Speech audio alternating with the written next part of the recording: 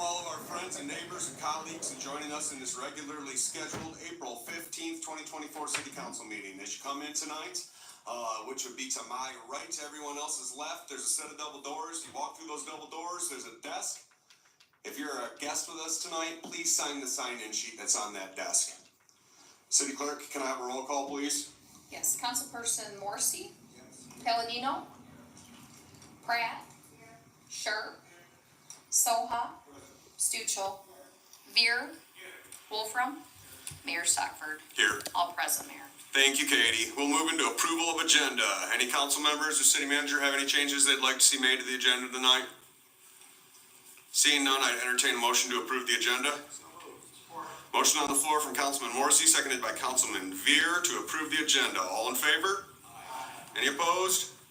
The ayes have it. We've got an agenda. We'll move into public comment on agenda items only. During this time, the podium will be open.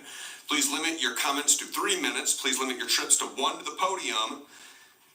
If you are here to speak on either of the public hearings, there will be a special time during those public hearings for public comment on those items.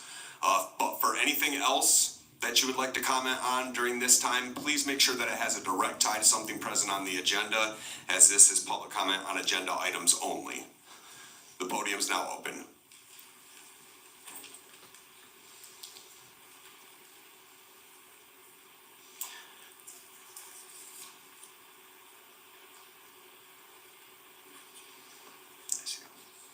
Thank you, Robert. Good evening, Gerald Murray II. I had some questions about the work proposed for 66 West St. Joe, the St. Joe Street. It was not clearly defined what that work entailed. I just got a tax assessment, and I did have some questions regarding that. Am I in the right place at the right time? Per our council rules, we don't correspond between the podium and the council table during this time. I'm breaking the rules right now by talking to you. It's just so we don't get into a bunch of back and forth. I will give you my card if you'd like to shoot me some emails, or if this is about the public hearing, there will be some time for comment then. What was your issue again? I had several questions I wanted answered. Okay.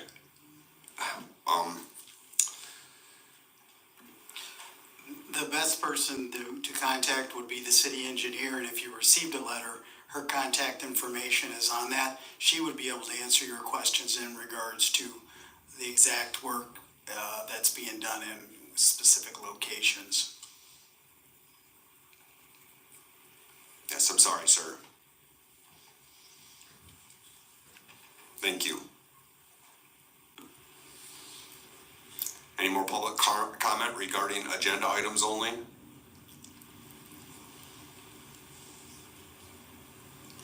Seeing none, we will close the podium and we'll move into the consent agenda. On the consent agenda, we've got approval of bills, city and BPU claims of March 28th, payroll of April 11th, city council minutes of April 1st, finance committee minutes of April 1st, budget work session minutes of April 8th, street and sidewalk closure for Hillsdale College's commencement, and then the Kappa 5K glow run. Any conversation or questions regarding the items on the consent agenda? Seeing none, I'd entertain a motion to approve the consent agenda. Motion on the floor from Councilman Morrissey, seconded by Councilman Veer. Can I have a roll call, please, City Clerk? Councilmember Palladino? Pratt? Scherp? Soha? Stuchel? Veer? Wolfram? Mayor Stockford? Yes. Councilperson Morrissey? All approved. Thank you, Katie. Okay, we will move into communications petitions, and please, council, be patient with me. Give me 1 moment to get caught up in my packet.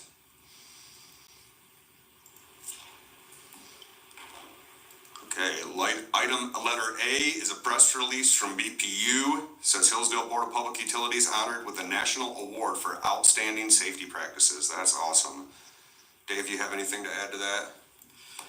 That is just that's a national award, so I just wanted to share with council. We shared it with the BPU board this past week as well.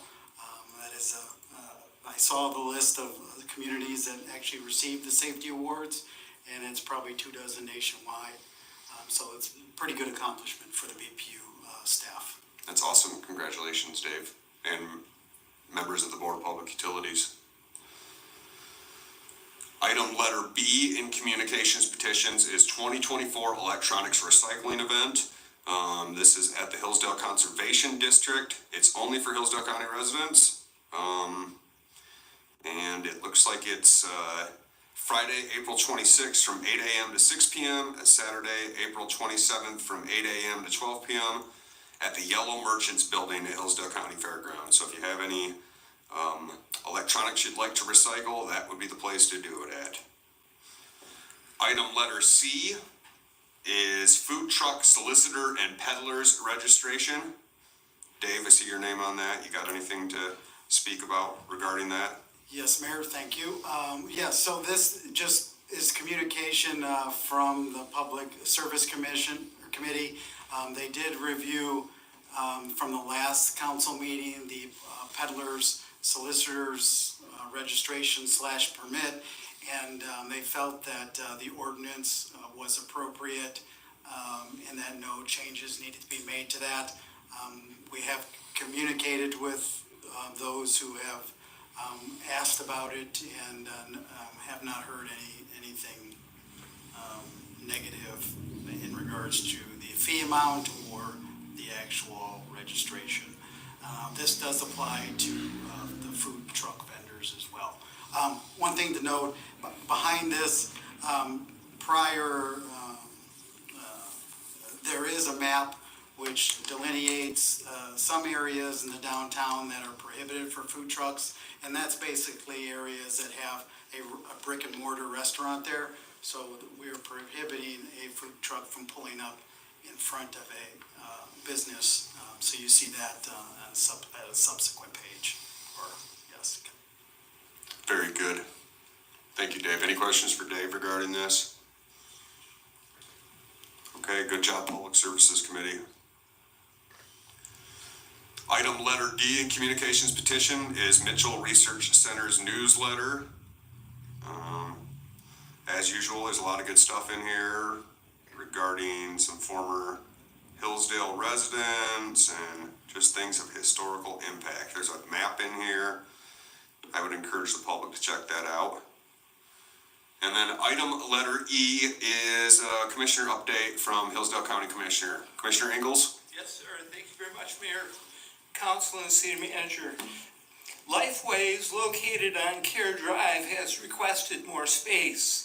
They currently lease space from the county.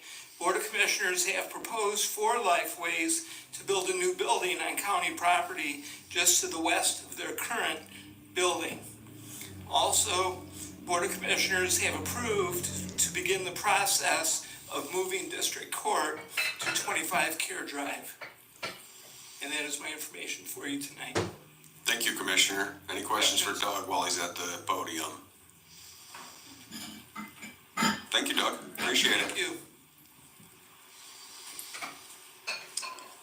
Any discussion on anything in communications petitions before we move on, council members?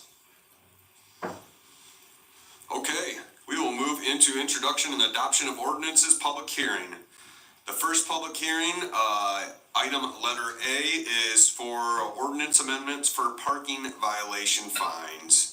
On March 12th, 2024, the City of Hillsdale Public Services Committee met to discuss parking fines and noted that the city has not adjusted parking fines in many years. The committee reviewed all parking fines pertaining to section 32-56 through and including sections 32-57 of Articles 2 of Division 2, Chapter 32 of the Code of Ordinances of the City of Hillsdale.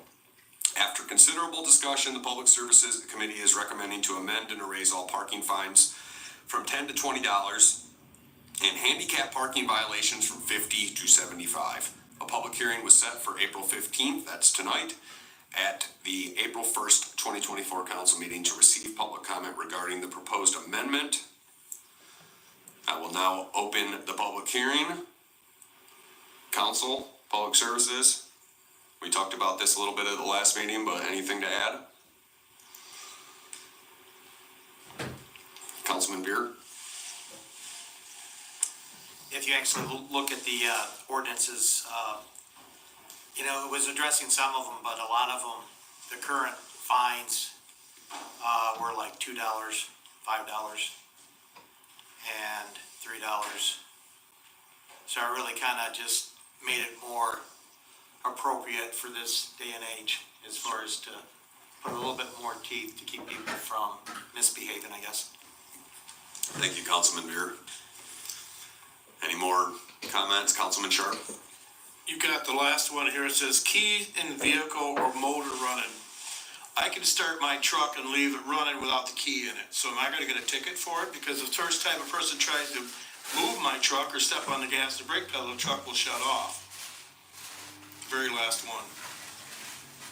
I'm assuming that's gonna be up to the discretion of the police chief and the police officers, and, I mean, my experience with our police department is they're very conservative with how they issue tickets, so. Well, it's just something I noticed when I'm seeing motor running. Well, my truck can run, motor can be running without the keys in it. Sure, mine does too, so, thank you, Councilman Sharp. I mean, Chief, do you know if you've ever ticketed somebody for having their car running when they weren't in it? Only if it posed a hazard. That's been in the ordinance for a long, long time prior to them making vehicles that you could remote start or they could run without a fob in them or a key in them. It had to do with safety issues, people pulling in to a 7-Eleven or something like that, a gas station, leaving their car running, their car unlocked, the keys in where somebody could get in or a child could put it in gear. That was a safety thing. Obviously, what you said applies because it says key in vehicle. Motor running, mostly that's not the case anymore, and it's nothing that I've seen anybody cited for in years and years and years. Thank you, Chief. Does that alleviate your concerns, Councilman Sharp? Yes, sir. Any more discussion about this? Seeing none, we'll open up the podium for public comment. During this time, please limit your comments to 3 minutes. Please limit your trips to 1 to the podium. And remember, this is a public hearing regarding ordinance amendments for parking violation fines. So that's what we can speak on at this moment. The podium is now open.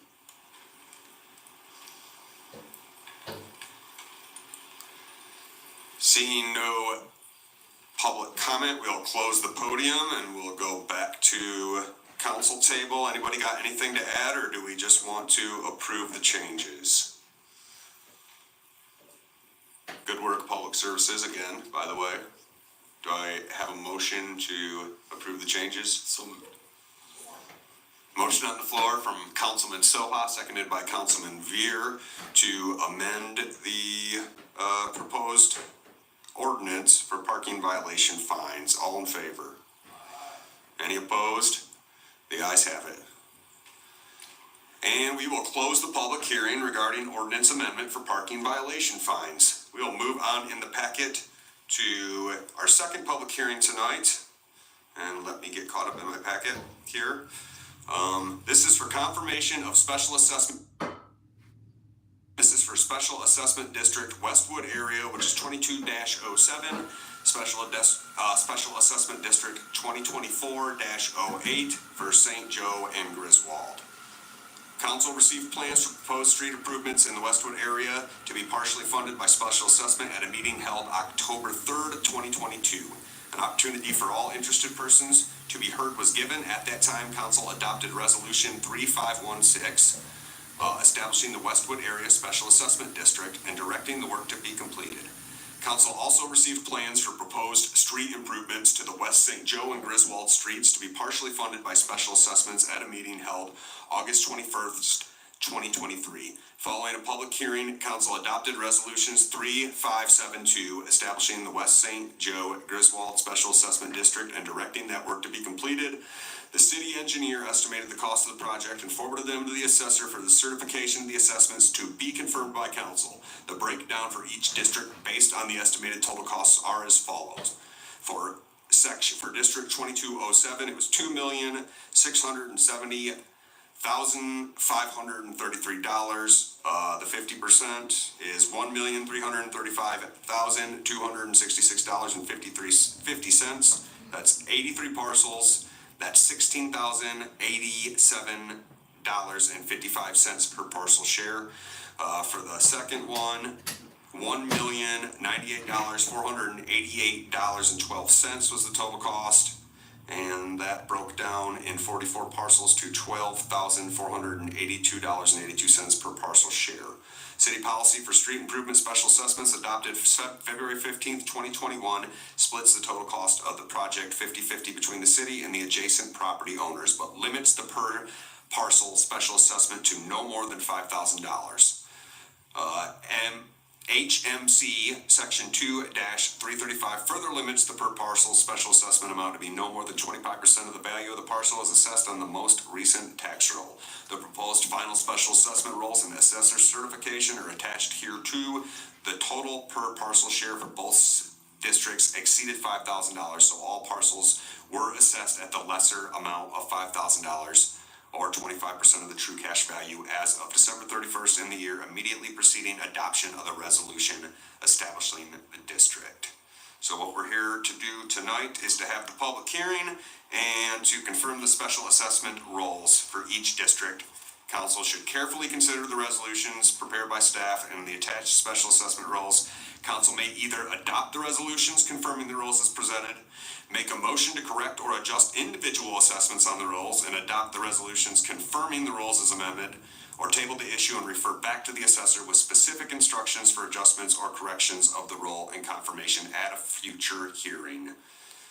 So we will now open the public hearing, and I will open up the council table to any discussion regarding this. Council members?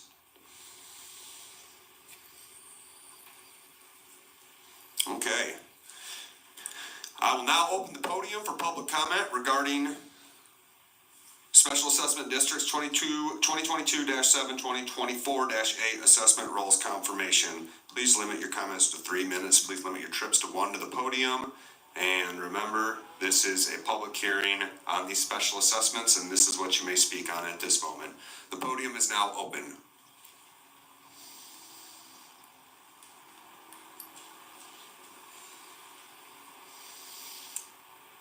Hello, I'm Pam Tipner. I live on Westwood Drive.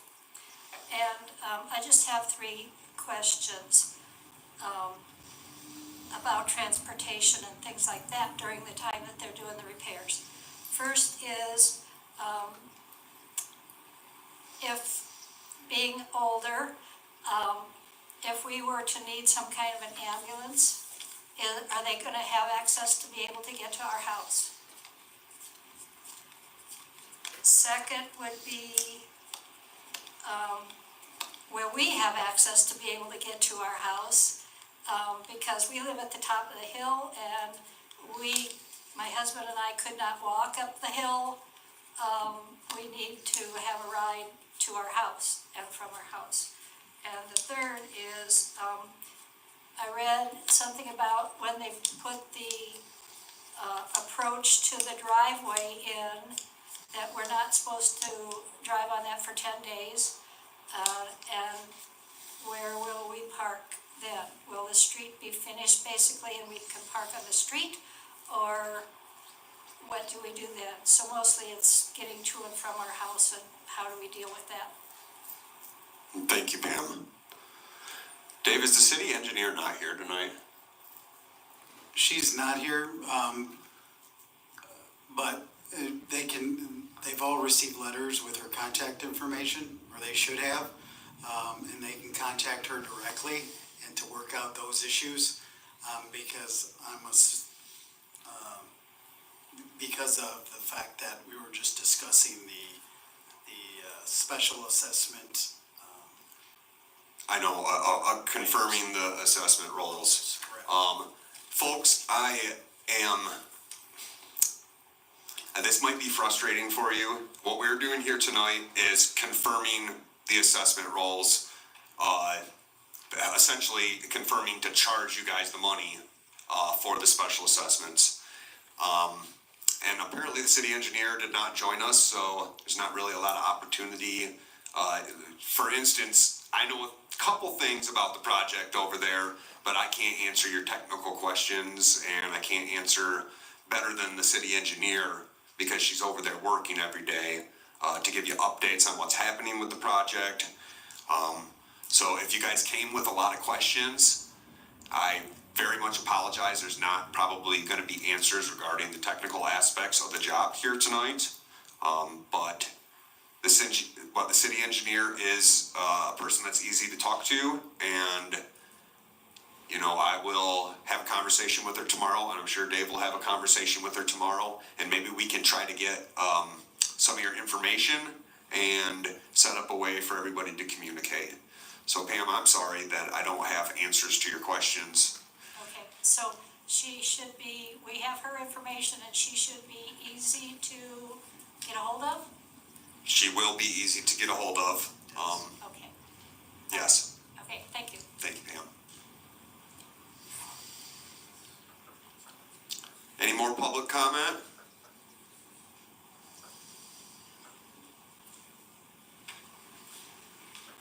Hello, Council. My name is Ian Church. Thank you for your time tonight. So my family and I live at 109 Cold Springs Circle, which is within the special assessment for the Westwood area project. When this project was proposed, I talked about my situations and my concerns. There's been some turnover on the council, but hopefully many of you are familiar with my situation. But given that we own 2 1/3 lots on Cold Spring Circle, we've been asked to pay $8,333, which is $3,333 more than what others are expected to pay, even households with more property spread across more lots. This discrepancy is caused by our lots not being officially considered as contiguous, as I understand it, by the special assessment, but they are considered contiguous as far as our taxes are concerned. So as far as I understand, there are different sort of understandings of contiguous operating here. But as far as our taxes are concerned, they're all looped together, but with the special assessment, they're not. The 2 lots, hopefully you received my letter with the map, just illustrates our situation. But we have 2 lots that are separated by another lot that we co-own with 2 other families.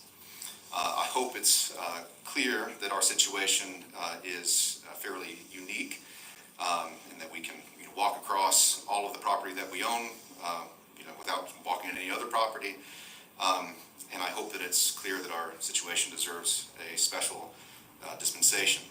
And I would appreciate it if the council would consider reducing the amount that my family is required to pay towards this project.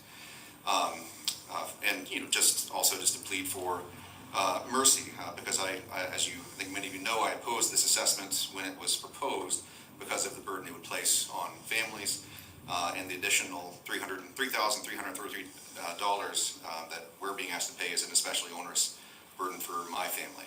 And with inflation, the rising costs of providing for a family, I just plead for mercy that the city council would spare my household this outsized burden.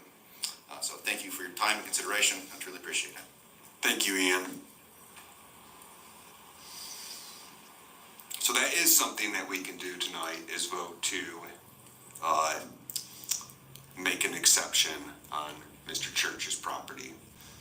The podium is still open. Good evening, Council. My apologies. My name is James Roan. I've been in the city since '99, and this is the first time I've ever been to a city council meeting. Mainly because all I am is a workaholic, and pretty much 7 days a week, 12-hour days. Until recently, I've been able to get some time off, and I get this assessment for my house. A little quick history lesson. I was curious as to what is the actual purpose for the reconstruction of the area? Because it says here that it says street with curb and gutter. Is that to defer the water away from the area?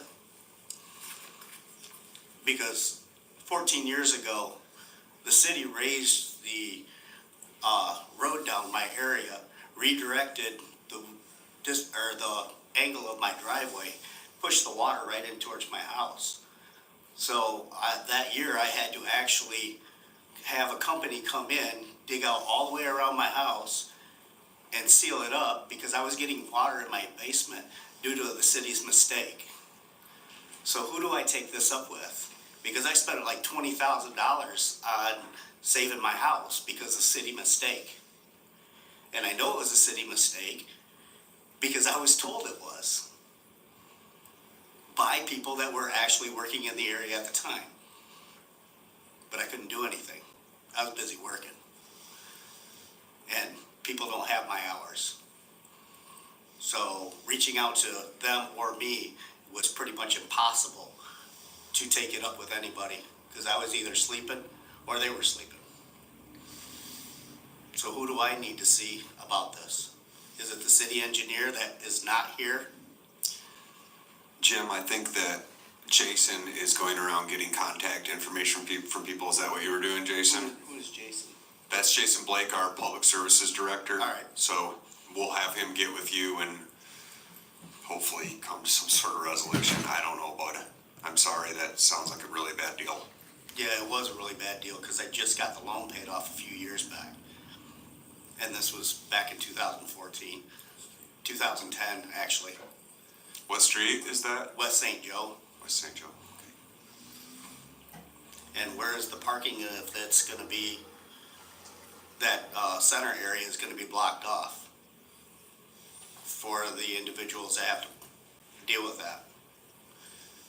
Unless they're gonna make a bridge across from the old Hillsdale Tool Building so I can walk across to my backyard.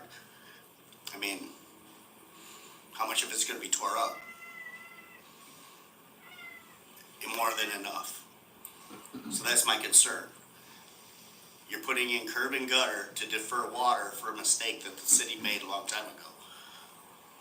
I guess I just don't understand.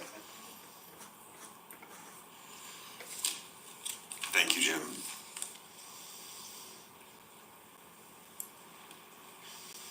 Podium is still open.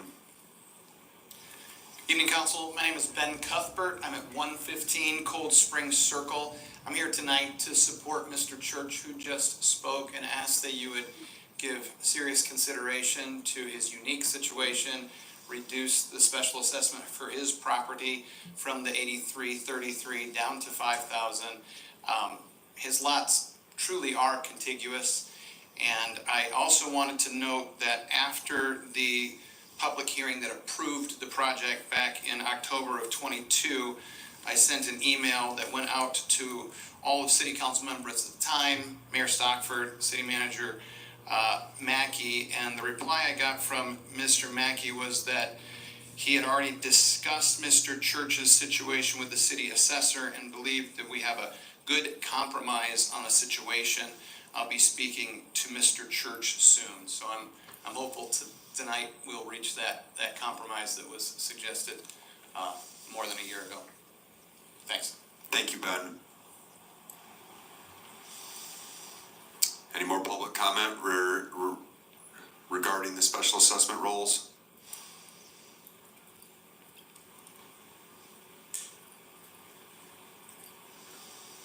Good evening, Council. Gerald Murray II again. I believe I'm in the right place now for these questions. In regards to the special assessment, I'd never received anything until I was notified that I owed money, so that's why I have so many questions this time. Why in particular is a special assessment needed for this work? Why is it not part of the normal budget planned and budgeted for? So council put in place a plan to fix essentially all the streets in Hillsdale, which would have been a couple years ago. At that time, council explored several different funding mechanisms for doing road work. One of the things was a street millage that the city of Hillsdale, the people of the city of Hillsdale had voted on. One of the things was these special assessments. So that came about as a result of what happens up here. There was a public hearing to whether or not to do the project regarding special assessments, and that would have been back in August. I mean, this is how democracy works. Some of us I always vote against the special assessments. I don't like to use them as a funding mechanism, but council as a majority approves them, and that's all right. We disagree or agree on a lot of different things up here, but I'm sorry if you were missed somehow by the correspondence. everybody should have got a public notice regarding the meeting when it initially happened to approve the special assessment. So, not sure how or why you could have got missed. But that's a problem if we're missing people when we're setting up for this meetings, so. And something that I don't know if was taken into account, especially in particular on West St. Joe with the parking. Little information I was able to find, they plan on putting in parallel parking and putting in curb, but parallel parking only on one side of the street. There's a few of the properties there are multi-family unit rental properties, mine in particular is one. If you put in parallel parking there, has anyone looked into, with all the other properties that are rentals, is there gonna be room for all the vehicles? And also, like, I have to send maintenance people out there to do maintenance, lawn care, trucks with trailers. That's gonna make problems on the street as well. That's just informational for you. Yes, sir. If you can get your, did Jason talk to you? Yes. If you can get your information to him, then hopefully the city engineer, who is supposed to do all those things as far as planning for things like that, I'm sure she did, she's very professional and thorough, so, but hopefully you can have some correspondence with her. All right, thank you for your time. Yes, sir, thank you. Any more public comment?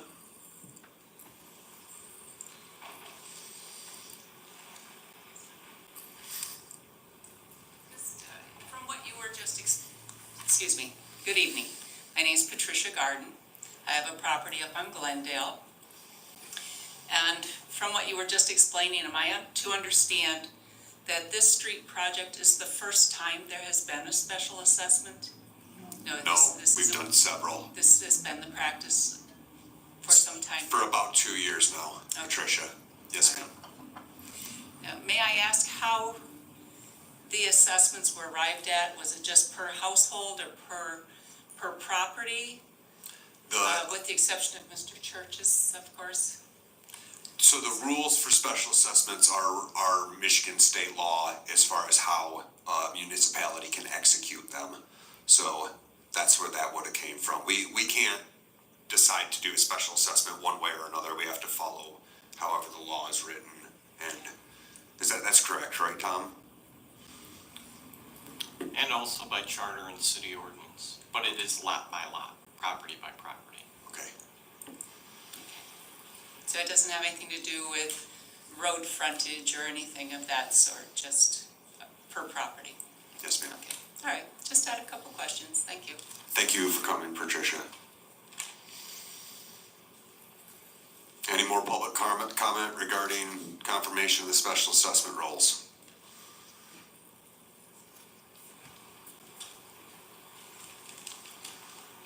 Seeing none, I'll close the podium and we'll move back to the council table.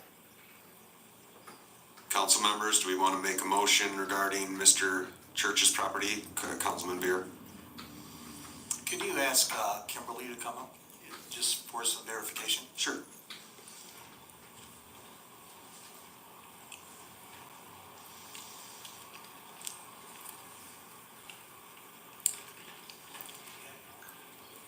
Regarding Church's 3 lots,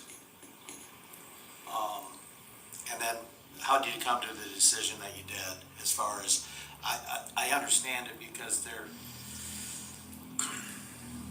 not continuous, but you kind of can get in a little bit of a loop-de-doo from the standpoint that, because the lot in between is owned by 2 other people. Yes. Okay. So the assessments were set per parcel, per property tax parcel, so if you receive separate tax bills for the separate lots, then each lot would be separately assessed. The other property owners that had that situation were all able, they had identical ownership on all of their adjacent lots to be able to combine them under one tax parcel. In Mr. Church's case, because that center lot is not identical ownership, he wasn't able to combine all 3 lots. So we did discuss a couple of different options for him. We discussed that he and the other 2 owners could split the lot because they all owned adjacent houses. and then combined their portion with their house parcel, and then he would also be able to combine the other adjacent lot if the lot in the middle was identical in ownership, where he had the other two owners removed. The other option was for the other two property owners simply to deed their share over to him, for him to buy them out, or however, whatever their arrangement is. Neither of those options was anything that Mr. Church and the other two property owners wanted to do. The other thing that we need to point out is that the other two property owners that own that center lot with him are also paying more than everybody else, because they also have a third of that lot assessment that they would be responsible for. So he's not the only property owner that's paying more. His situation, he's paying more than they are because he owns the third lot, and they each own their house and then joint ownership in that center lot. Okay. Does that answer your question, Councilman Beer? I guess so. This one would be for Tom. And just as far as the, so being that he has that one lot he owns with three people, and you could actually say, unless it was in the middle, you know, who knows what portion of that in between lot. If you were to join it with the one lot to the one side, or the one lot on the other side, you could say that's contiguous. But then, so his third would be 1,300, but then that remaining part would be assessed at a lower amount than all the other parcels. And so from a legal standpoint, could that create some problems, Tom? I'm not sure what you're asking. Well, okay, because there's three lots in question, and you have, Church owns the two outside lots, and the inside lot, or the between lots, or lot, is owned by two other entities, so three total. So each of them have a third. So you can actually, so in my mind, I'm just running it, so a third of it could be next to one of Church's other properties. But then, if the city said, okay, we're gonna do an exception and forgive, not charge them that 1,300, the remaining 2/3 of that lot would be assessed at a lesser amount than all the other lots. So then you'd kind of get, I would think, in a legal quandary a little bit. Well, okay, I just want to make sure we understand how that's done. So when Kim's talking about tax parcels, right? The way that works is if you are a property owner and you have more than one contiguous property that you own in your name, not with somebody else, so it's yours, you can have those parcels actually are by default supposed to go under one tax bill unless you request that it be under separate tax parcel numbers, okay? Now, if I own, like in this instance, a lot in between those two, legally, it's not like I own a third of the lot and somebody else owns another third of the lot and the other guy owns the other third. We each have a 1/3 interest in the entire lot. That's the way real estate joint ownership works. So unless you physically divide the lot, split it so that I own this defined part of what used to be, say, lot 62, and you own this defined lot portion of it, and you own that defined portion of it, and that gets split, gets approved by the city. You otherwise each own 1/3 of the entire thing. The only thing about joint ownership then is how do you hold the joint ownership? Does yours part automatically pass to the other guys when you die, or is it one where your 1/3 interest in the whole passes to your heirs? That's it. But that's why it's difficult to do anything with that lot when it has separate ownership, because you can't combine it, because they each technically own the whole thing with a 1/3 interest in it.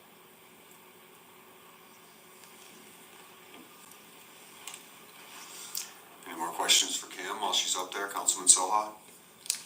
As I understand it, Mr. Church receives one tax bill from the city, is that correct? No, He receives he multiple? receives a tax bill for his house, a tax bill for his vacant lot, and then he and the other two property owners receive a tax bill for that lot in the middle. How they split the tax bill behind the scenes, we don't know. We receive a payment from them, I'm not the treasurer, I don't know how they pay, if they pay in 3 checks or they send 1 check, but they receive a bill for each, he receives a bill for each of those separate parcels. And the question of contiguity is different from the question of ownership. So all 3 parcels are contiguous. They are able to claim principal residence on that center lot because the principal residence law just requires that it be an owner that claims it, who owns an adjacent house and occupies that house as their principal residence. Right, but because of, as Tom declared, because the lot in between is, Right. you can't do that, I understand. Councilman Stuchel.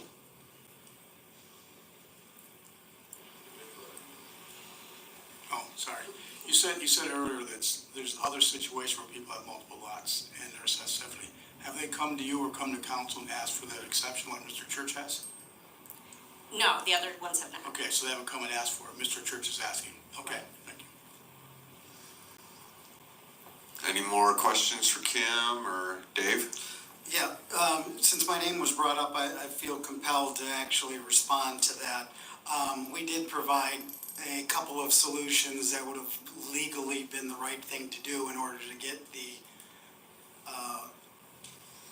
lot split appropriately for what the task at hand was. It's just they weren't acceptable to the homeowners.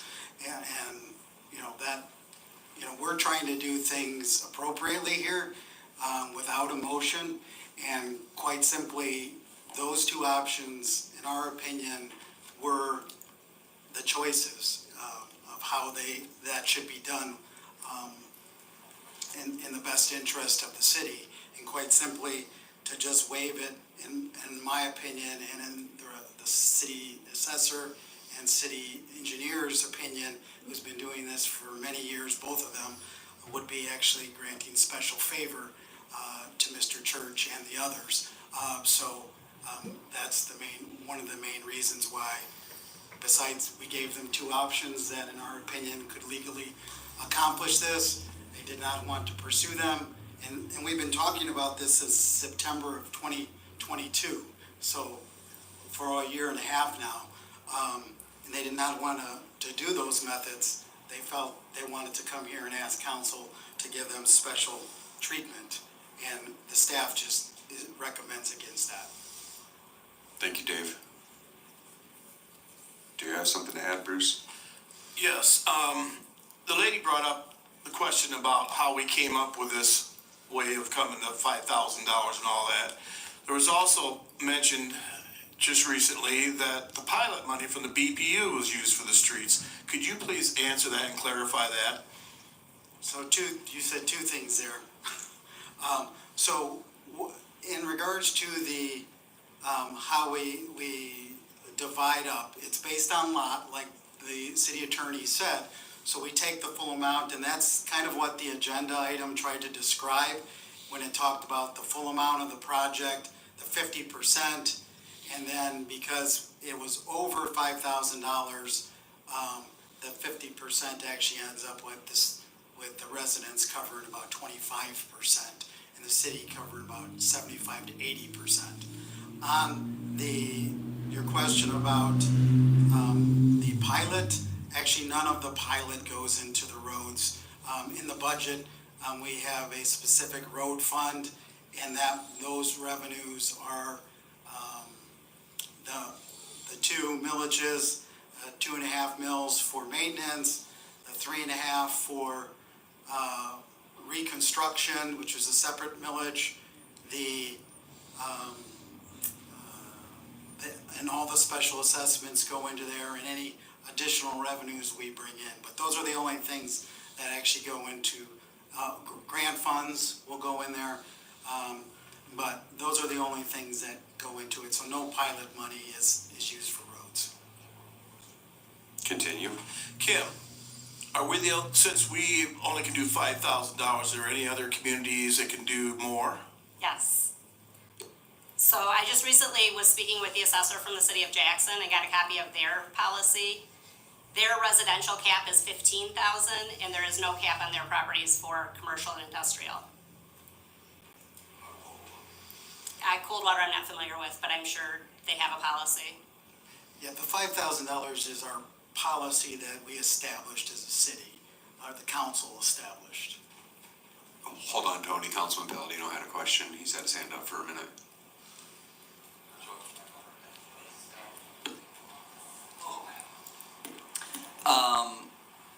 What was the 2023 tax bill on 109.5? Do you know? I don't know off the top of my head. I can look it up for you. Okay. I wonder if Mr. Church knows the answer to that.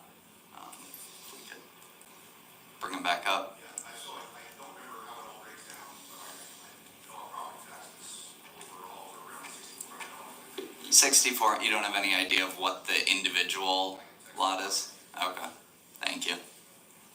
Tony? Just going back, because we've been doing this for, we started it how many years ago? 5-6 years ago. Okay. Just a quick question, Kimberly. Say up at, where my dad lives, off of Straight Street, where we did that big project back there, their assessment I know came in a little below the 5,000. Yes.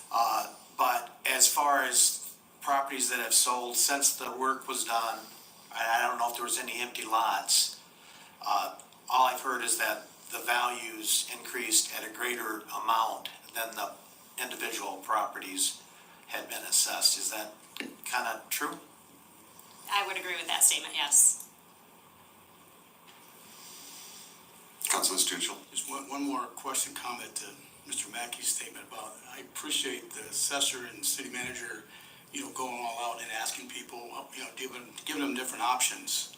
But not everybody comes to council and asks for an exception. We have people who build homes that don't ask for a tax exception, and we don't just naturally give it to them. But if they come, we tend to. So I guess my point is, the citizens of the city, once they go through the city employees, whatnot, departments, if they're not satisfied, then their next step is us. And I believe that's just what Mr. Church is doing. That's a good point, Councilman Stuchel. Any more conversation, discussion? Can I just make one point to clarify something? Sure. On that center lot, you can't simply change the portion that Mr. Church is responsible for because it's not billed separately. Okay. So if you change that assessment, it has to be their entire assessment, and then it's still gonna be split the 3 ways. Okay.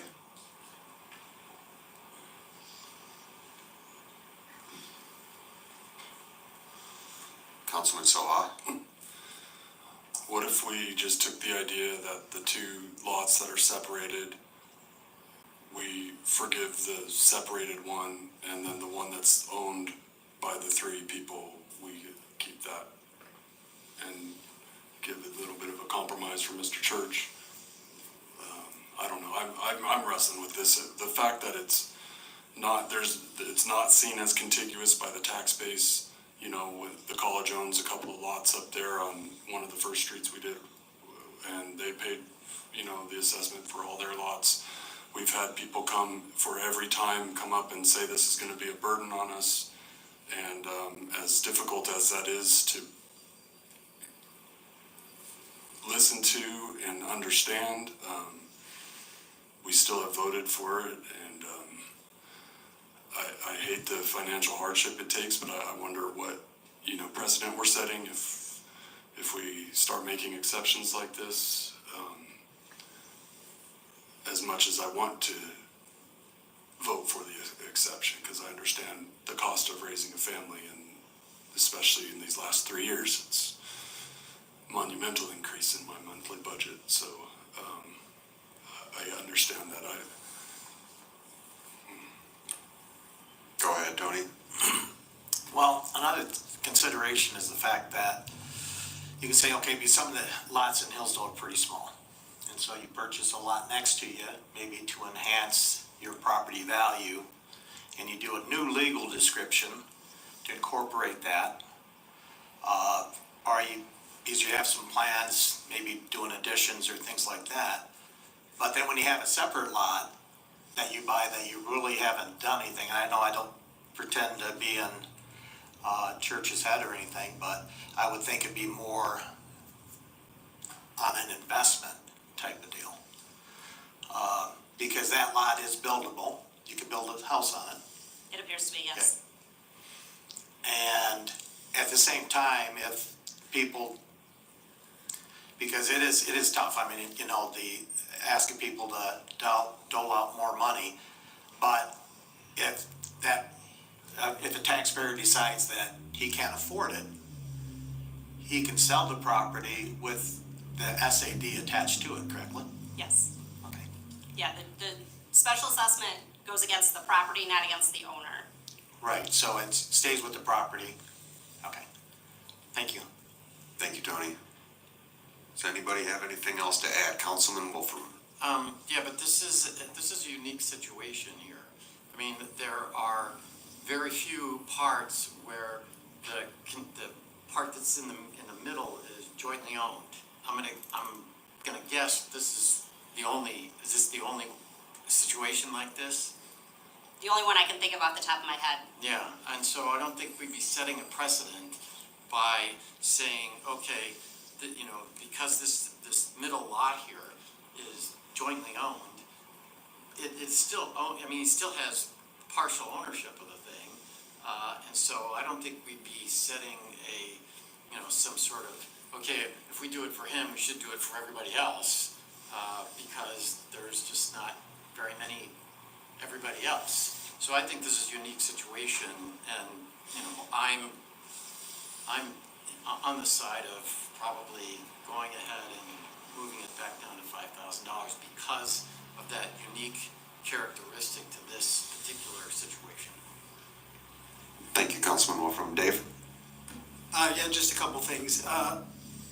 If I said something that made you believe I was chastising them for coming to council, I apologize. This is their forum to come here. Now, I will say that it wouldn't be necessarily setting a precedent, Councilman Wolfram, but it would be giving them preferential or special treatment. And that's what we're trying to avoid. Because as Mr. Veer had indicated, each of those two lots could be sold off individually. So, and I'm not saying that their plans would be to do that, but if someone came in and offered them a substantial amount of money to buy a lot because they wanted to build a house, now you just forgave the special assessments and it's a financial benefit to them. What we've done, or how we've structured this, is it's not a financial benefit from an investment standpoint on either of those two lots. Where if we forgive something and they sell one, or he sells the one he owns individually, and we give that one to him for free, he's just made $5,000 off the backs of the rest of the residents. And that's what we're trying to prevent here by this, what we proposed to accomplish this. Thank you, Dave. Councilman Palladino? Unfortunately, we are in the business of exemptions up here, exemptions, subsidies, tax breaks. It's all the question of who we want to support. In my time on council, we've already given away hundreds of thousands of dollars to wealthy developers. I motion that we strike 109.7 Cold Springs Circle from the assessment roll. I second that motion. Motion on the floor from Councilman Palladino, seconded by myself. Can I have a roll call, City Clerk? All right. Guys, I mean, a couple more comments, but we can't discuss this all night, guys. Councilman Soha. Mr. Mayor, with all due respect, we can and should discuss it until we're fully aware of the decision we're about to make. And I'll vote to extend the meeting if I have to, and I'm supposed to be meeting somebody at 9 o'clock, so. Which of those lots is that, Josh? Sole ownership of the churches. Right, I would agree with that. Sorry, Robert. Thank you. Councilman Beer?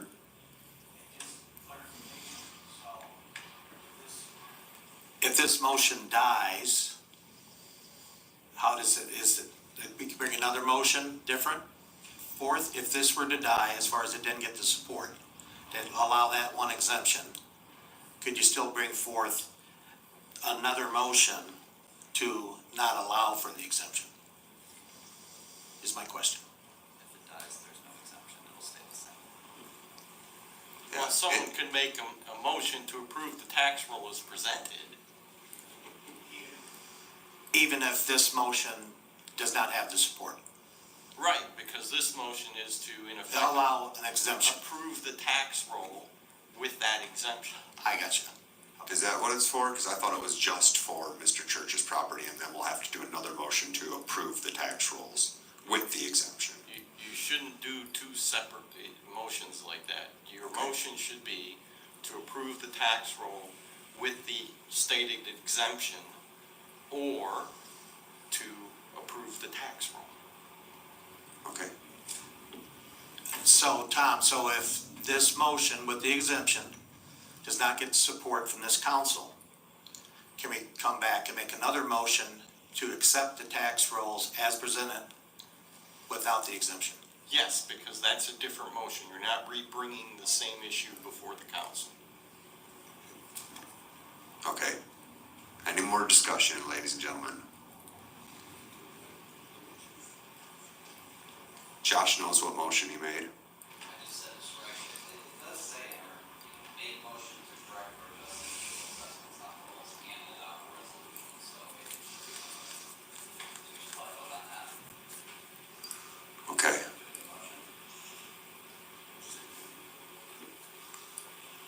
Dave? Just one final comment from me.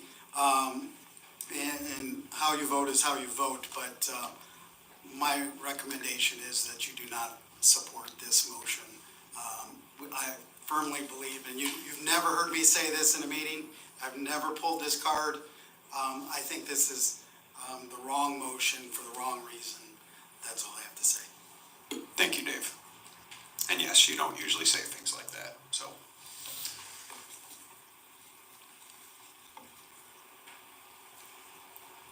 Okay, so last I remembered, there was a motion on the floor and a second to strike. What was your motion, Josh? Strike 109.7, if I it seems so loud, it doesn't seem real. 109.7 Cold Springs Circle. 109.7 Cold Springs Circle from the rolls. For clarification, that would be parcel number 006-227-177-09. Okay.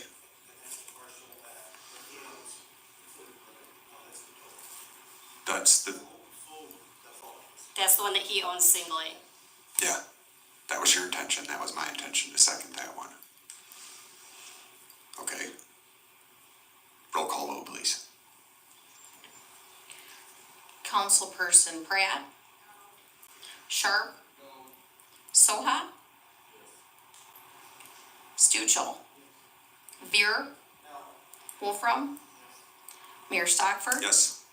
Councilperson Morrissey? And Palladino? 6-3, it's approved. Thank you, Katie. Now do we need a motion to approve the tax rolls? Now that the amendment has been made.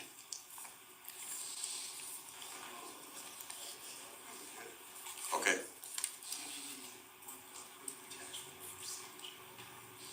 Okay. Any discussion regarding that? I don't know that I made a motion to approve the tax roll. I'm also a no on the tax roll, so this is a bit confusing, but I know. Fair enough. So, we make a motion to amend the agenda if we need to add something to the agenda. Any meeting. Do I have any member of council that wants to amend the agenda? Yes. Yes, we're amending the agenda. Now we need to have a motion to approve the agenda with the amendment in it. We do that almost every meeting. So that was the basis that I was operating off of, that you were making the motion to make an amendment to it. Tom says we shouldn't do things that way, so, Well, if that was the motion, is to strike that from the proposed tax roll, and you've approved that, then what you should do now is approve the tax roll, since that was the way that motion was couched, apparently, is to approve the tax roll as amended by the vote that you just took. and this would be for the whole tax roll, including the This is for amendment. the special assessment roll for that district, so that's how it Yes. should be referred to, so in the record, you'll have that. For the Westwood District. But if you guys wanna talk about something else, we can continue. Support as amended, the tax rules. I'll support. Motion on the floor from Councilman Veer, seconded by Councilman Soha to approve the tax rolls for the Westwood Special Assessment District project. All in favor? Can I have a roll call vote, City Clerk? Yes. Councilperson Sharp? Soha? Stuchel? Veer? Wolfram? Mayor Stockford? No. Councilperson Morrissey? Palladino? And Pratt?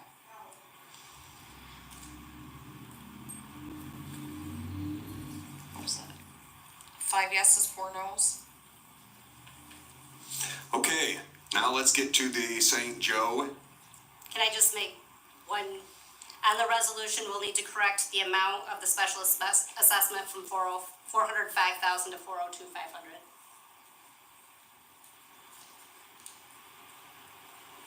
Okay.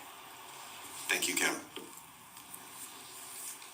Regarding the St. Joe Griswold area project.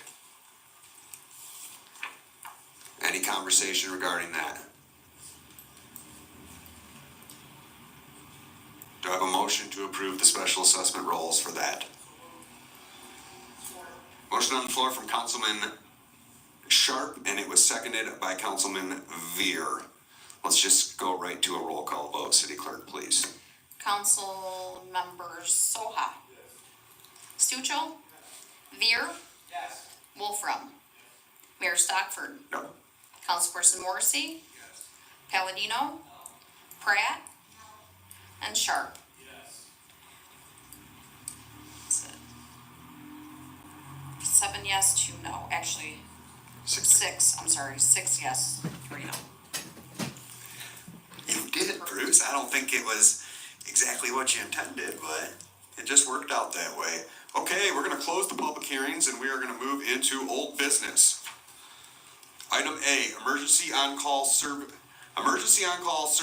holiday city agreement. Chief, is this you? Oh, this is for Jake. Okay, BPU. I know, that's what I was just thinking. Welcome back, Jake. Welcome back. So I know that we've brought this before the council, once before, as a draft version. We've cleaned up some of the hours, some of the times, and I think the only little piece, correct me if I'm wrong, Mr. Mackey, is, pending legal review on the insurance requirement. Is that correct? Correct. I can answer any questions about the contract, I think. I don't have a copy in front of me, but generally speaking, we are anticipating having to respond to them 3 to 5 times a year, only during non-business hours for us, and that's only if we don't have any problems here, so our customers will always still come first. If we happen to be there and something happens here, if we don't have any guys here, which we probably still will, we will bring them back immediately to take care of our customers. And that's the way the contract reads. Obviously a little more of a legalese in there, but that's the intention of the situation. Again, it's a mutual aid situation. We're helping a small neighbor out that really doesn't even have any line crews. Right, probably the biggest benefit to them is the on-call system that we'll be allowing them to utilize. Thank you, Jake. I mean, I think it's great. Dave, Jake, as long as our customers come first, I'm all in favor of it. So, any questions for Jake while he's at the podium? Dave, do you have anything to add as the Board of Public Utilities Director? Just to note that our monthly retainer is about $2,000 that will get paid monthly, and for that, basically, we are going to be acting as the call center for Holiday City's customers, which isn't very many folks, so. And we'll bill for labor and equipment as used, you know, if we have to go down, so hopefully we don't have to go at all, and it'll be a pretty simple thing for us, but odds are we'll probably have to go a couple times, so. Okay. And again, I will point out it has a 90-day clause, so if either, you know, becomes a problematic for us, we can back out of it if we need to with a 90-day notice, or vice versa, they could, you know, back out of it on their end too if they found somebody else Sure. with a 90-day notice, so. Nope, I think it's great. I think, you know, I remember when we were in need of mutual aid when we had our big ice storm, so I think it's great to be able to help out our neighbors if we can, so. Any discussion? Do I have a motion to approve the contract as presented? Motion on the floor from Councilman Sharp, seconded by Councilwoman Pratt to approve the contract as presented. All in favor? Any opposed? The ayes have it. Okay, we'll move into old business item B. This is to go back into closed session to discuss purchase of real property. Do I have?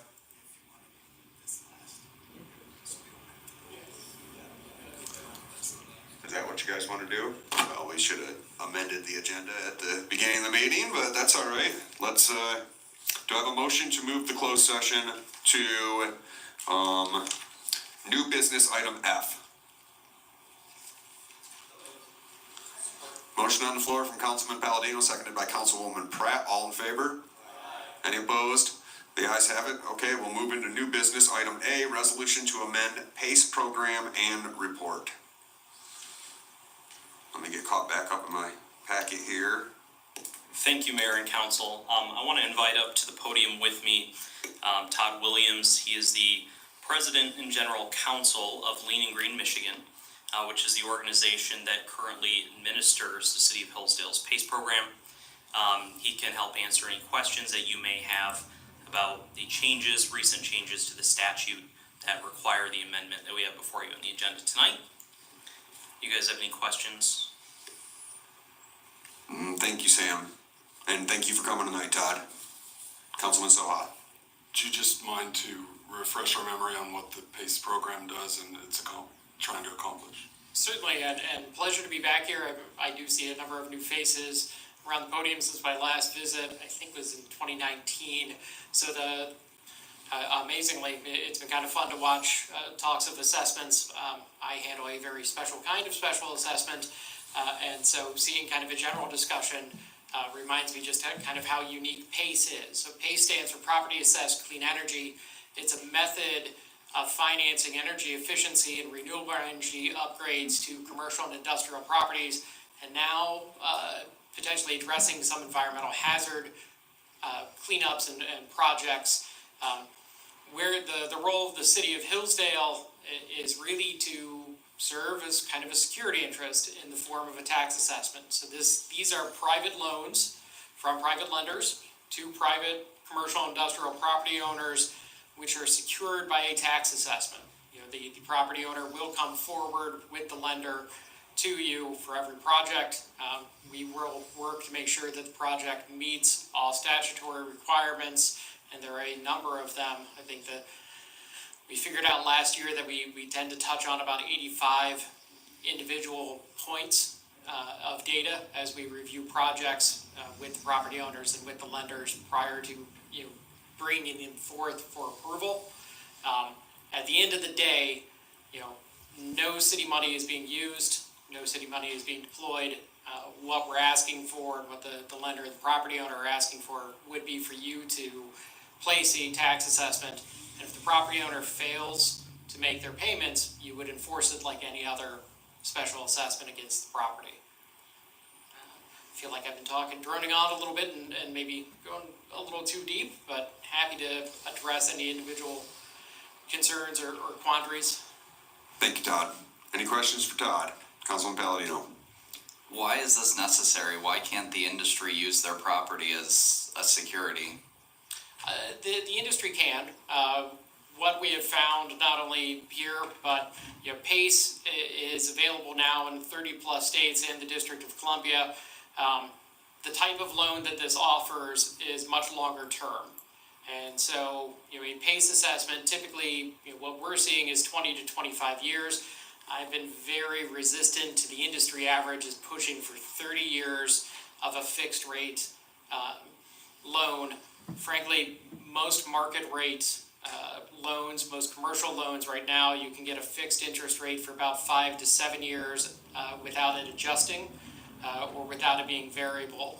And so it does make it very hard for some property owners to be able to access the market. Some property owners can't afford the market rate that is available.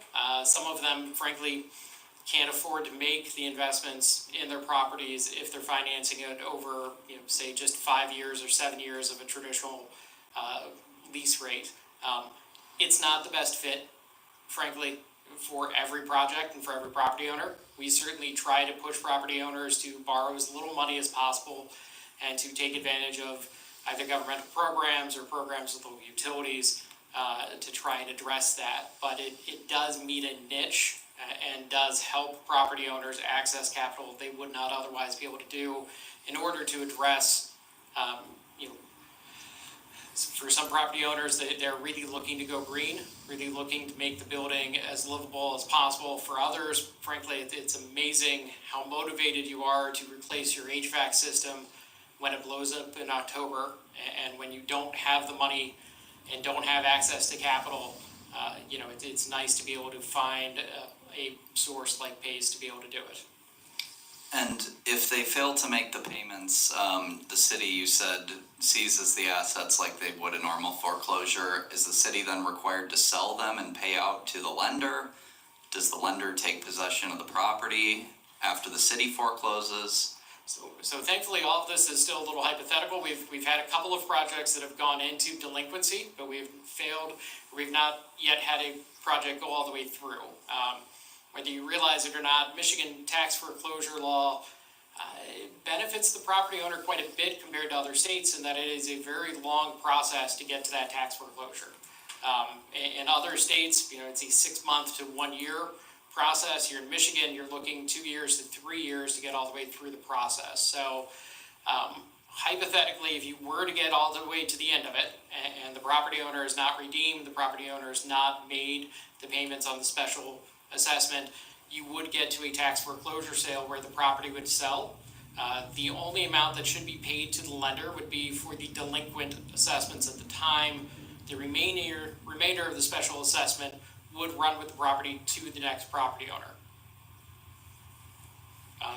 And trust me, we make this very clear to the property owners when they're asking for this type of loan. Nobody's going to be surprised at the rate that they're paying, the amount that they're paying, or the ultimate penalty if they fail to make those payments. And the city is the city compensated for engaging in this process? Do we get reimbursed for the foreclosure process or anything like that? The city, I guess that would be the county, wouldn't it? The city and the county is, we fiercely protect your right to charge any fees that you would in any other collection process. Do you have an idea of what interest rates are like for these in comparison to commercial loans? Rather kind of a high-level broad approach. Currently, we're seeing between 7.5% and 8.5% interest rates on PACE loans. Though I know of one currently in my pipeline that's at 6.25%. For mezzanine finance, which this most often displaces, we're seeing between 13 and 18%. For traditional bank financing, I'm still seeing between 5 and 6%, though depending on the state. I know of at least one PACE loan that came in lower than a traditional bank loan. First time I've ever heard of it. That was in Colorado about 2 months ago. And so it's kind of a unique situation. Typically, PACE sits 2 points, 3 points above a traditional bank loan. But the difference is, 7 years versus 25 years makes a heck of a difference in the amount that you're paying on an annual basis. Thank you, Todd. Any more questions for Todd? Councilman Beard? Todd, was it, the main amendment for this was the length of time? Is that what the? No, so two bills passed, the Michigan legislature, Senate Bill 302 and 303. The significant changes, frankly, one is the addition of the concept of environmental hazard projects, which is not something we had even thought of when we had proposed some of the other amendments, but that allows for PACE to be used to finance mitigation of lead, PFAS, and heavy metals in potable water systems, mitigation of or strengthening the property against severe flood and drought, and the mitigation of lead paint in properties. The other, so that is kind of one major change. The other major change deals with the concept in PACE called SIR, or savings to investment ratio.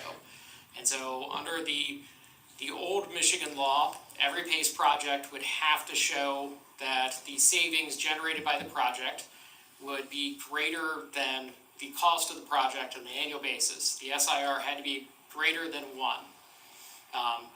Those savings had to be guaranteed to the property owner by the contractor for every single project for the full term on an annual basis, which made Michigan's SIR requirement and guarantee requirement typically 17 to 20 years longer than any other states. Wisconsin had an SIR requirement and a savings guarantee requirement, which would sunset at 3 years. We were the full term, so 20 to 25 years contractors would have to guarantee. What we found in practice is most of the property owners don't want to pay for a 25-year guarantee. They don't really believe that they're getting a guarantee for 25 years. What they believe is they're paying for it for 25 years. Some of them do want it. The massive majority of our property owners did not. The industry standard and the lenders nationally really are making a push to do away with the SIR requirements, and I'm not a huge fan of that. So we struck a bit of a compromise in how we fought here in Michigan, and what we fought for was for retrofit projects where somebody has an existing building and they're swapping in new equipment for old equipment. It is now waivable by the property owner. And there's an interesting twist to that I'll get to in just a second, I promise. I won't drone on too much longer. They can choose how much protection they want. If they want the guarantee, they can have it. My concern was if you took it away completely, it'd be next to impossible for them to get it. So now it's waivable for them. The other change with that is within the statute, we have done new construction projects, PACE projects. It's never been codified, and it has now been codified into the structure of PACE that you can do them and how to do them, but it did remove it out of the SIR and savings guarantee structure. The twist that I did not mention too often, and I don't talk too often to the lenders, nobody thinks about that the city of Hillsdale is one of the 3 parties to these agreements when they come forward. If you don't like a project, you don't have to sign on the bottom line. You don't have to support it, and they're not going to get their money to do it. If we don't think it's going to be a good project, without a guarantee, even with the property owner wanting to waive it, the recommendation that'll come from my team will be, we're not sure about this project, we'd be a lot more comfortable with a guarantee. And the city of Hillsdale can make a decision at that point whether to support the project as is, whether to take our recommendations, whether to move forward with telling them to go pound sand and borrow money elsewhere. So it's waivable, but not completely waivable, just their own decision. Okay, thank you, Todd. And this is something that we voted on and approved in 2019. Tonight, we're just voting to amend what's currently already in place. You're only amending your program. You're not approving any individual project. Every project will still come back through your team, and look forward to working with Dave and with your council again on hopefully another project soon. But yeah, every individual project will come back. We can always amend the program at a later date if you find something you want to twist in it or change it. But I can tell you, I'm doing well, me and my team are doing 10 of these in the next 2 weeks. We currently have 16 of our 58 member jurisdictions updated on their program report, and the rest of them, that's my task for Q2, is to try and get done. So, yeah, it's not just you. I'm gonna go bother everybody. Councilman Soha? And just to clarify, this is, this PACE program is for quote-unquote green energy? Is it only like renewable things that have been deemed renewable? So within the statute, renewable energy resource is defined pretty clearly as to different types of technologies. They are just examples, and conceivably you could do something else, but it is a set definition. And yeah, it's going to be pretty much your traditional green things.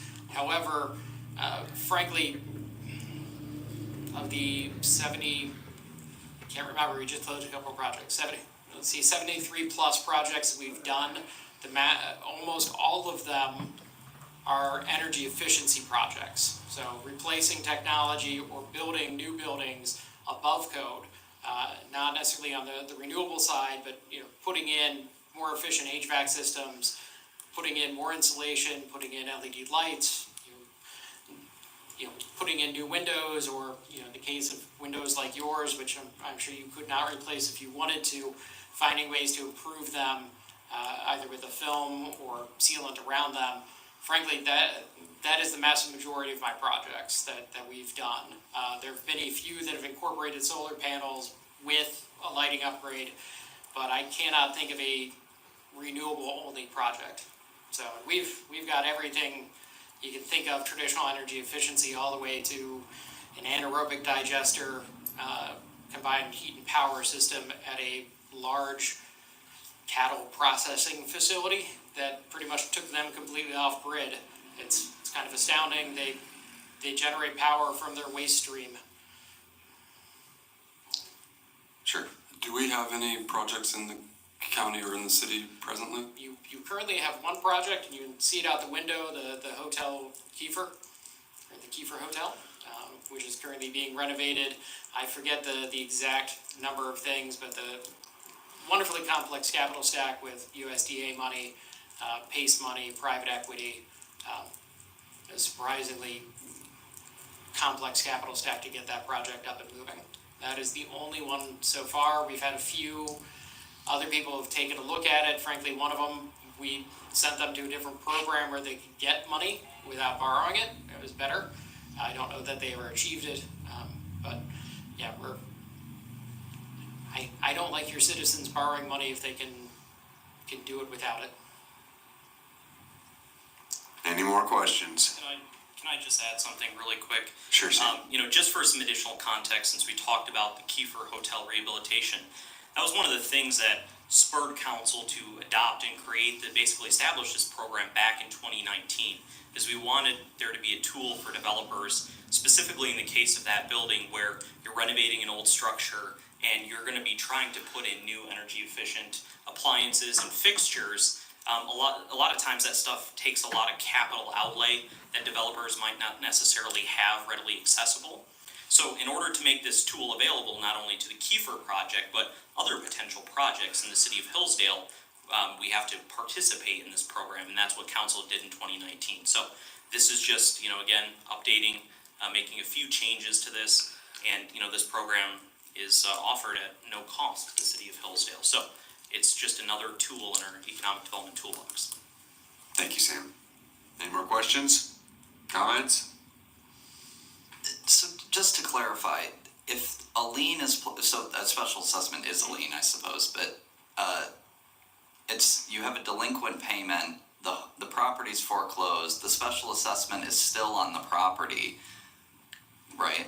The future assessments, yes. So, this being assessment for 25 years, think of it on an annual basis. The payment in 2024, they failed to make it, it's gone delinquent.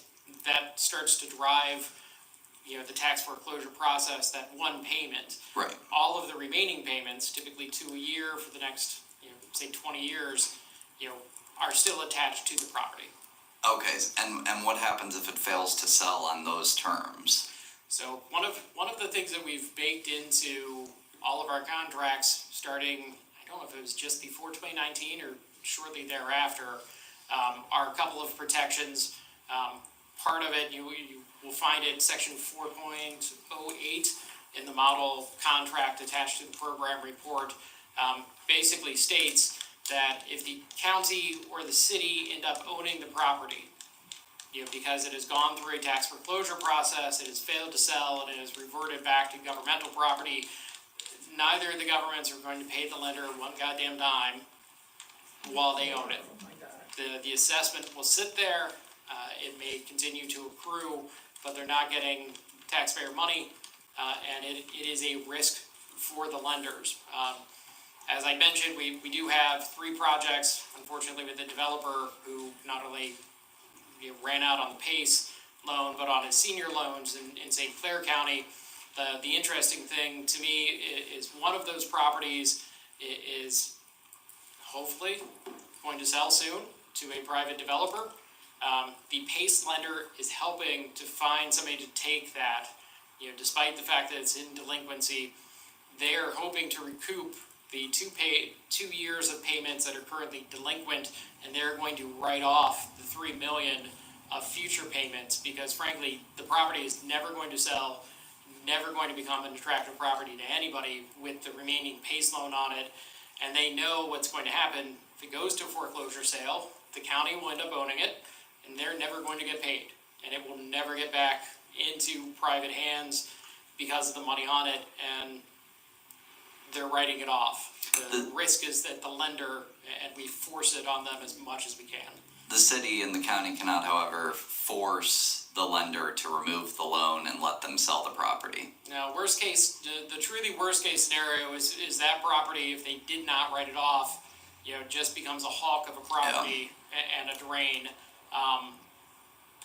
They don't like that concept, particularly, Michigan tends to be a fairly well-respected PACE program nationwide.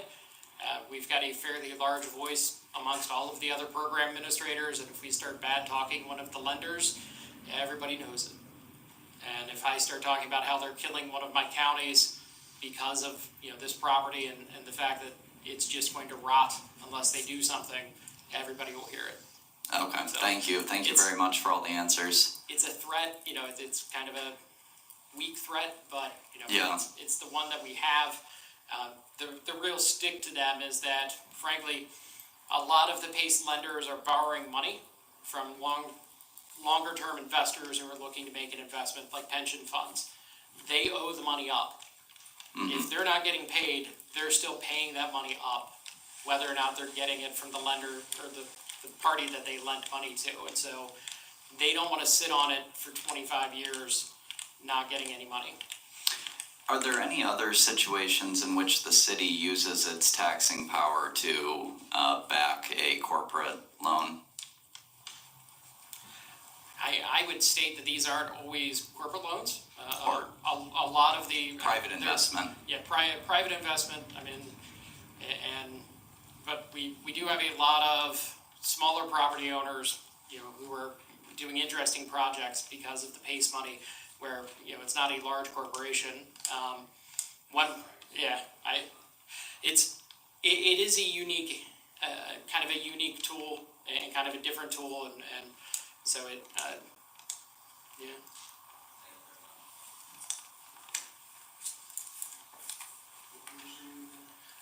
My name is Todd Williams. I'm President and General Counsel of Lean and Green, Michigan. Thank you for coming tonight, Todd. Oh, yeah, no, I thoroughly enjoy this. So, for the record for me is 45 minutes of questions, so. Remember, we're not instituting this program. It's already instituted. We're just making a couple amendments to it, so.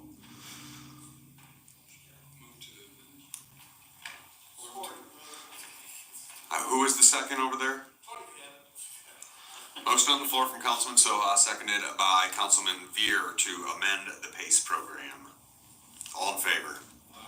Any opposed? The ayes have it. Thank you, Todd. Thank you very much. I am going to beg a bit of a favor. I'm going to skedaddle, but I will, if you've got more questions later, I'm happy to talk anytime.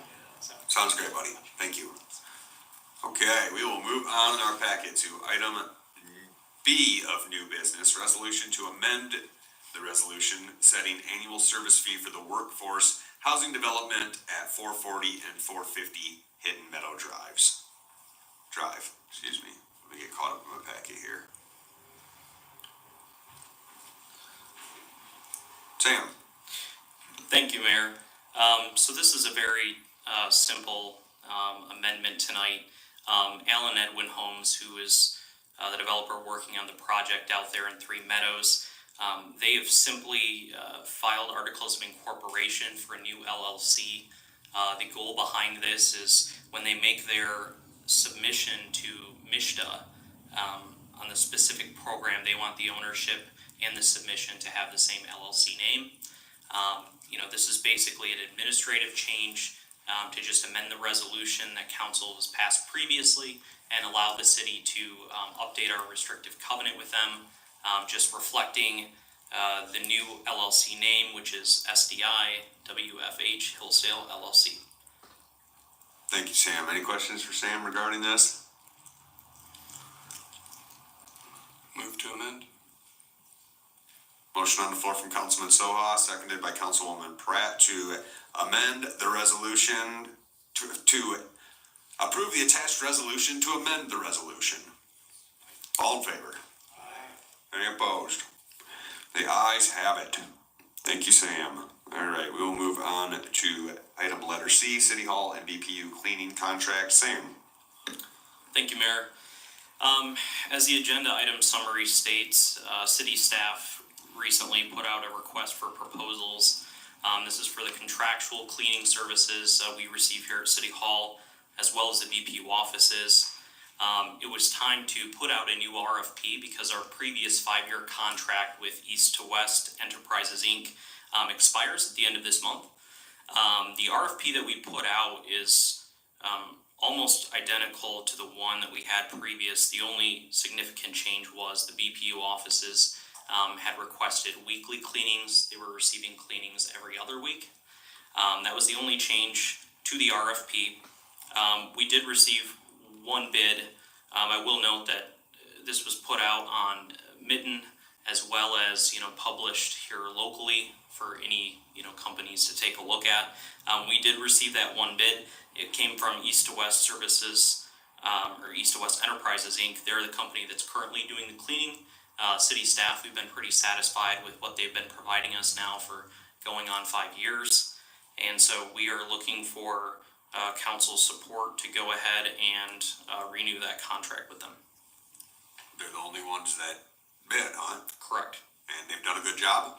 They have. All right. Any questions for Sam? Councilman Beer?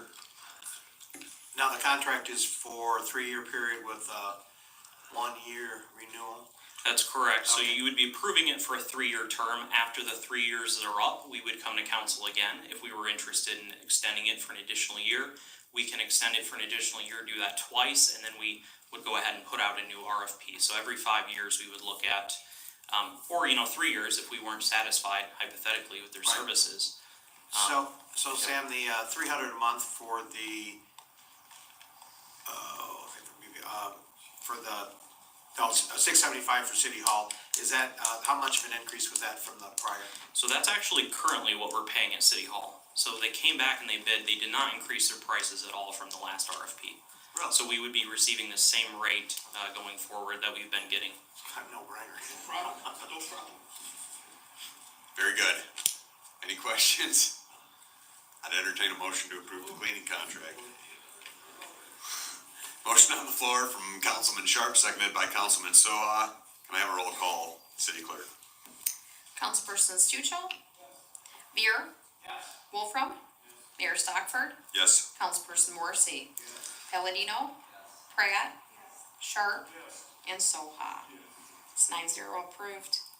Thank you, Katie. We'll move on to the next new business item, which is item D, BPU trucks bid award. Jake.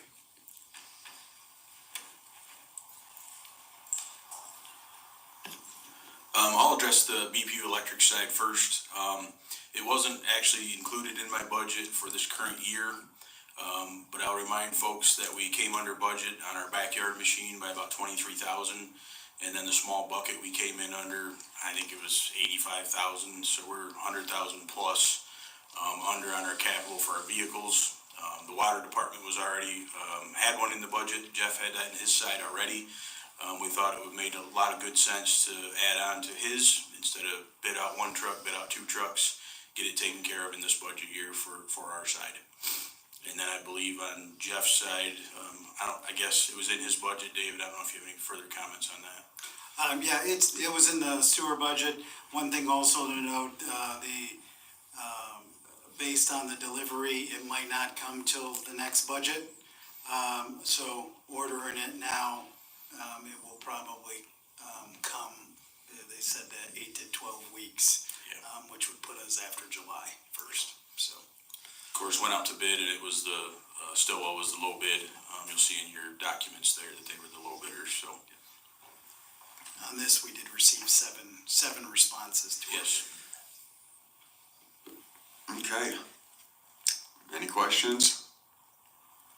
Stillwell should be happy. They're usually not happy when we don't. Motion on the floor from Councilman Sharp, seconded by Councilwoman Pratt. Can I have a roll call, please, City Clerk? Councilperson Beer? Yes. Wolfram? Yes. Mayor Stockford? Yes. Councilperson Morrissey? Yes. Palladino? Yes. Pratt? Yes. Sharp? Soha? And Stujol. 9-0 approved. Thank you, Katie. We'll move into new business item E, noise variance request. Courtney Hinckley has requested the noise variance for her and Garrett Adams' wedding on May 18th, 2024 to be held in Mrs. Stocks Park. This is going to affect you, Robert. They will be having a DJ playing from 4 p.m. until midnight. Wedding receptions with amplified music is common at this venue, along with other music-related events. That's from the chief. Chief, anything to add to this? Yeah. You're right. You're right. It's very good. Yes, Councilman Wolfram. Do we get to choose the music? Good question. Yeah, I'm sure I'll get a call from Robert that night. Motion on the floor from Councilman Soha, seconded by Councilman Sharp to approve the noise variance request. All in favor? Any opposed? All right, congratulations, Courtney Hinckley and Garrett Adams. Thank you. All right, we will move into new business item L, the item letter F, which is to go into closed session. Do I have a motion to go into closed session? This is for real property purchase. Motion on the floor from Councilman Soha, seconded by Councilman Veer, and this is to go into closed session. All in favor? Any opposed? The ayes have it. We are now moving to closed session. We'll have to ask all you folks to go downstairs. If you'd like to stay, I will call.